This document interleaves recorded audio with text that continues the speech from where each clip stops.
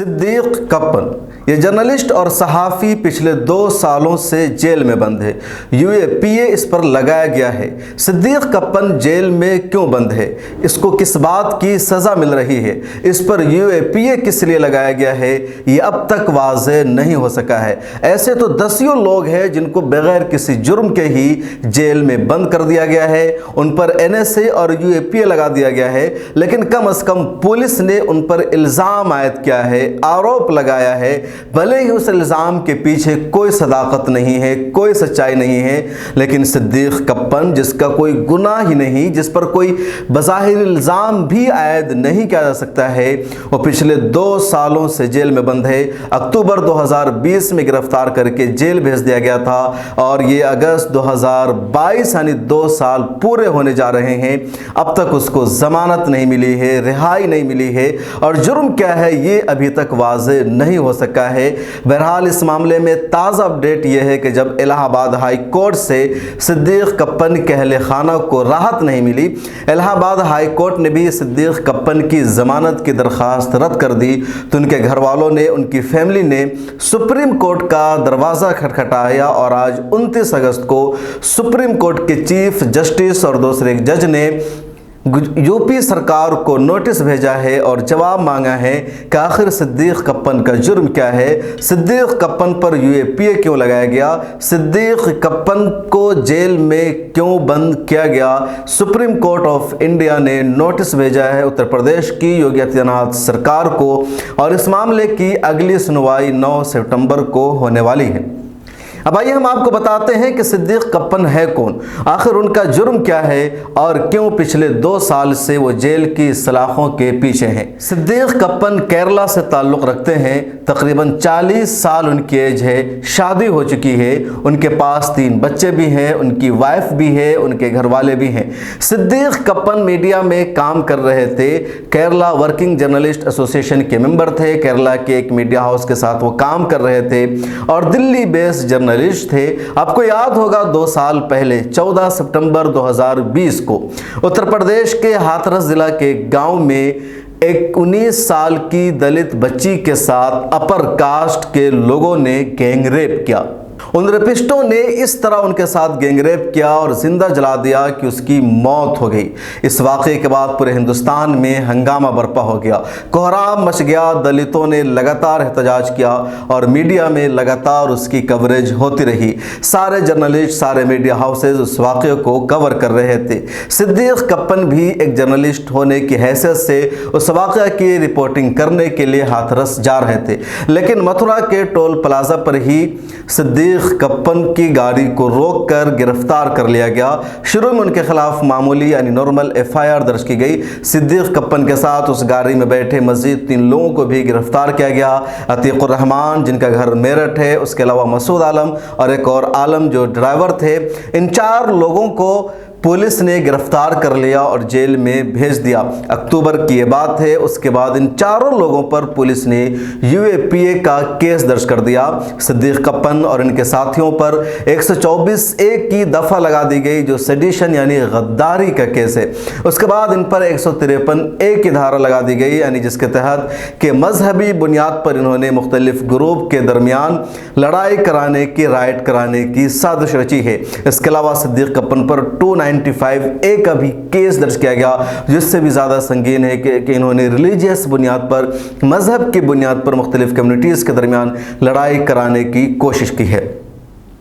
अब जरा सोचिए, हाथरस गैंगरेप के वाक़या को सारे मीडिया हाउसेस कवर कर रहे थे, एबीपी न्यूज़, आज तक या जो भी चैनल है, छोटा से बड़ा, यूट्यूब हो, वेब पोर्टल हो या बाज़ाब्ता मीडिया हाउस हो, टीवी चैनल, अखबार हो, रेडियो हो, नेशनल इंटरनेशनल, सब जगह उसकी खबरें कवर हो रही थी। सब लोग ग्राउंड पर जाकर के उसकी माँ से बात कर रहे थे, इंटरव्यूज़ दिखा रहे थे।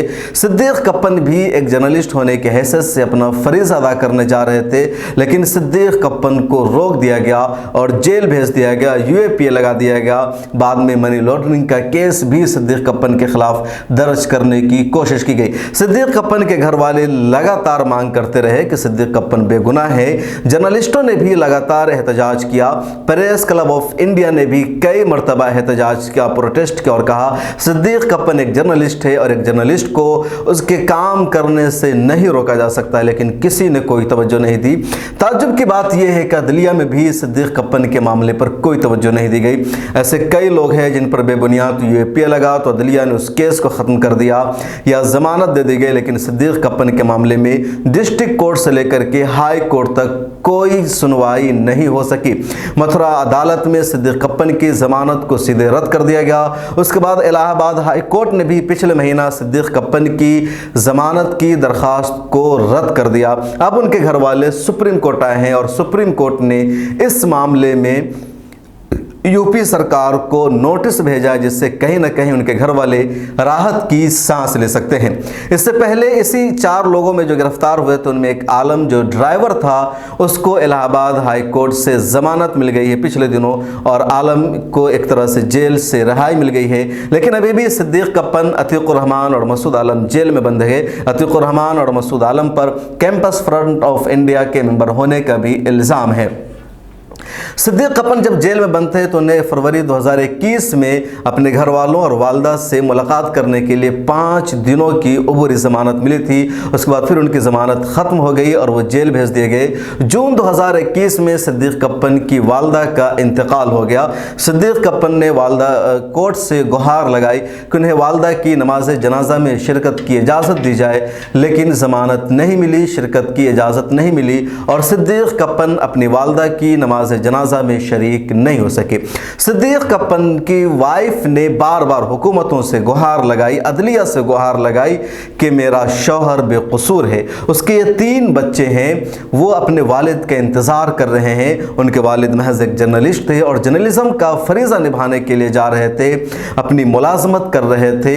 उन्हें क्यों गिरफ्तार किया गया, लेकिन उसकी बात पर कोई तवज्जो नहीं दी गई और अभी तक सिद्दीक कप्पन जेल में बंद है, सलाखों के पीछे हैं। केरला वर्किंग जर्नलिस्ट जिससे वाबस्ता थे सिद्दीक कप्पन, उन्होंने भी लगातार एहतजाज किया, प्रोटेस्ट किया। अदालतों के इस मामले में वो केस लड़ रहे हैं, साथ हैं, लेकिन अभी तक सिद्दीक कप्पन की रिहाई नहीं हो सकी है। 9 सितंबर को सुप्रीम कोर्ट में दोबारा इस पर सुनवाई होगी। सुप्रीम कोर्ट के जजेस ने उत्तर प्रदेश की सरकार को नोटिस भेज करके जवाब मांगा है कि सिद्दीक कप्पन क्यों गिरफ्तार है, क्यों यूएपीए लगाया गया है। अब देखिए 9 सितंबर को क्या होता है। उम्मीद रखनी चाहिए कि शायद 2 साल पूरे हो गए हैं और अब सिद्दीक कप्पन को ज़मानत मिल जाएगी। लेकिन अगर ज़मानत मिल भी जाती है, सिद्दीक कप्पन बाहर भी आ जाते हैं, फिर भी यह सवाल बरकरार रहेगा कि आखिर एक जर्नलिस्ट को जेल क्यों भेजा गया, एक जर्नलिस्ट को उसके जर्नलिज्म का फरीज़ा निभाने से क्यों रोका गया, एक सहाफ़ी को सहाफ़त करने की बुनियाद पर क्यों यूएपीए के तहत जेल में बंद कर दिया गया, एक पत्रकार को पत्रकारिता का धर्म निभाने से क्यों रोक दिया गया। सिद्दीक कप्पन अगर 2 साल तक जेल में रहे हैं तो उसकी वजह क्या है, जुर्म क्या है, एक सवाल है जो जारी रहेगा और हमेशा पूछा जाएगा। वैसे अभी तक सिद्दीक कप्पन को ज़मानत भी नहीं मिली है और कब मिलती है ज़मानत इसका भी अंदाज़ा नहीं लगाया जा सकता है। बस उम्मीद की जा सकती है कि शायद सुप्रीम कोर्ट इंसाफ के पैमाने को बरकरार रखे और सिद्दीक कप्पन को ज़मानत दे दे। इस हवाले से जो भी मज़ीद अपडेट होगी हम आपको बताएंगे। आपसे रिक्वेस्ट है कि मिल्लत टाइम्स को माली तौर पर सपोर्ट कीजिए।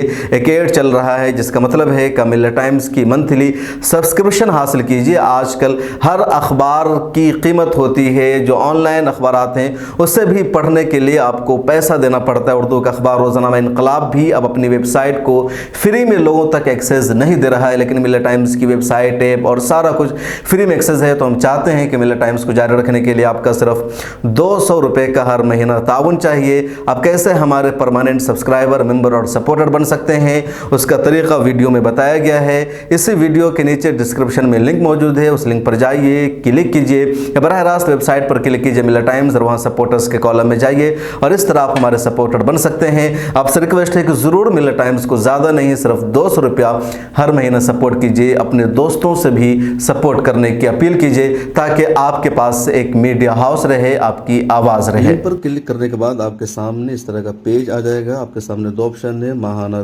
200 का और सालाना 2000 का। 200 पर क्लिक करना है, उसके बाद सब्सक्राइब नाउ पर क्लिक करना है। फिर इस तरह का ऑप्शन आएगा, ईमेल आईडी, फ़ोन नंबर और अपना नाम इसमें डालना है। उसके बाद प्रोसीड टू पे पर क्लिक करना है। इस तरह का पेज सामने आ जाएगा। पेमेंट करने का दो ऑप्शन है, यूपीआई और कार्ड। आपको यूपीआई के ज़रिए करना है। यूपीआई पर क्लिक कीजिए, नीचे डालें इंटर यूपीआई आईडी। अगर आपको मालूम नहीं है तो फ़ोन पे पर आ जाइए। यहाँ से आप यूपीआई आईडी नंबर ले सकते हैं, मोबाइल नंबर या नाम के साथ होता है। कॉपी कर लीजिए, आसानी के साथ हो जाएगा। और इस पेज पर आकर के यहाँ इसको पेस्ट कीजिए, नीचे पे पर क्लिक कीजिए, इस तरह का ऑप्शन आएगा। और इसके बाद आपके फ़ोन पे पर एक नोटिफिकेशन आएगा, लिहाजा आपको फ़ोन पे पर आ जाना और यहाँ व्यू डिटेल्स पर क्लिक करना है। नीचे सेटअप ऑटो पे पर क्लिक कर देना है और आप बन जाएंगे सब्सक्राइबर और सपोर्टर।